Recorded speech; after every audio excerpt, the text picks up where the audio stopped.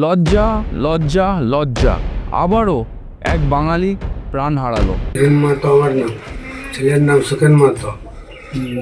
মহারাষ্ট্র গেছিল কাজ করতে।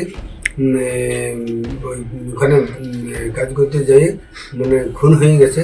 আমাদের ছেলে সুখেন মাহাতো মহারাষ্ট্রে পেটের দায়ে কাজ করতে নিজে গেছিল বা আমরা পাঠিয়েছিলাম। সেইখানে মহারাষ্ট্রে বিজেপি শাসিত রাজ্যে আমাদের ছেলে সুখেন মাহাতোকে নির্মমভাবে খুন করেছে। আবারও হারালো পুরুলিয়ার বাংলার ছেলে, 31 বছর বয়সের ছেলে, তাকে কুপিয়ে নৃশংসভাবে হত্যা করা হলো। আমরা জানতে চাই যে বাংলা বলা কি অপরাধ, না বাঙালি হওয়া অপরাধ? কোনো রাজ্যে কাজ করতে যায় শুধু বাংলা কথা বলার অপরাধে নয়তো তাকে বাংলাদেশি বলে দেওয়া হবে, আর নয়তো তাকে নৃশংসভাবে হত্যা করা হবে। আর কত প্রাণ যাবে?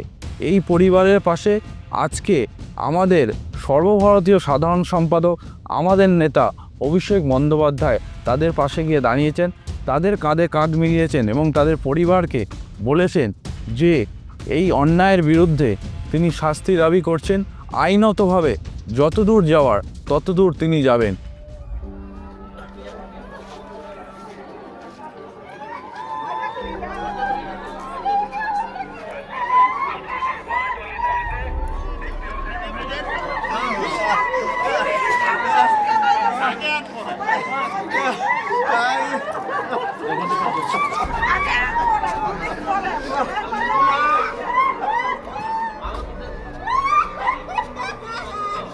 অনেক রাজনৈতিক দলের অনেক নেতারা অনেক বড় বড় কথা বলছে যে পেটের দায় যেতে হচ্ছে, তাহলে রাজ্যে কর্মসংস্থান হচ্ছে না কেন?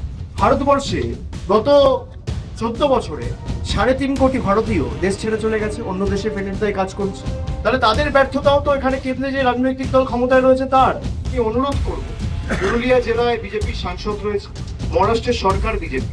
আমি আশা করব পুরুলিয়ার বিজেপির সাংসদ জ্যোতির্ময় মাহাতো একই তৎপরতার সাথে, একইভাবে উদ্যোগ নিয়ে দ্রুত ব্যবস্থা নিয়ে ট্রায়াল কমপ্লিট করে তাদের দোষী সাব্যস্ত করে। সে নিয়েও দরকার হলে মহারাষ্ট্রের মুখ্যমন্ত্রী এবং দরকার হলে কেন্দ্রের স্বরাষ্ট্রমন্ত্রীর সাথেও কথা বলবে। এবং সাথে সাথে তিনি এটাও বলেছেন যে আমাদের বাংলার মুখ্যমন্ত্রী, আমাদের বাংলার মা মমতা বন্দ্যোপাধ্যায় সেই পরিবারের পাশে আছে। এই পরিবারের পাশে থেকে আমরাও বাংলার মানুষরা দেখব যে এর শেষ কোথায়। বিজেপি সর্বদা বাঙালিদের বিরুদ্ধে থাকে এবং বিরুদ্ধে কথা বলে। বিজেপি বাঙালিকে সহ্য করতে পারে না, বাঙালিকে পছন্দ করতে পারে না। বিজেপি বলে যে বাঁচতে চাই বিজেপি তাই, আসলে সেটা না। বিজেপির আসল নীতি কথা হচ্ছে মারতে চাই বাঙালি তাই। এই প্রাণের কথা ভুলবে না পুরুলিয়াবাসী, ভুলবে না ঝাড়গ্রামবাসী, ভুলবে না জঙ্গলমহলবাসী। এই প্রাণের বদলা আমরা আইনতভাবে, রাজনৈতিকভাবে আমরা লড়াই করে নেব। আমরা বাঙালিরা জানি কি করে আন্দোলন করতে হয়, কি করে লড়াই করতে হয়। জয় বাংলা।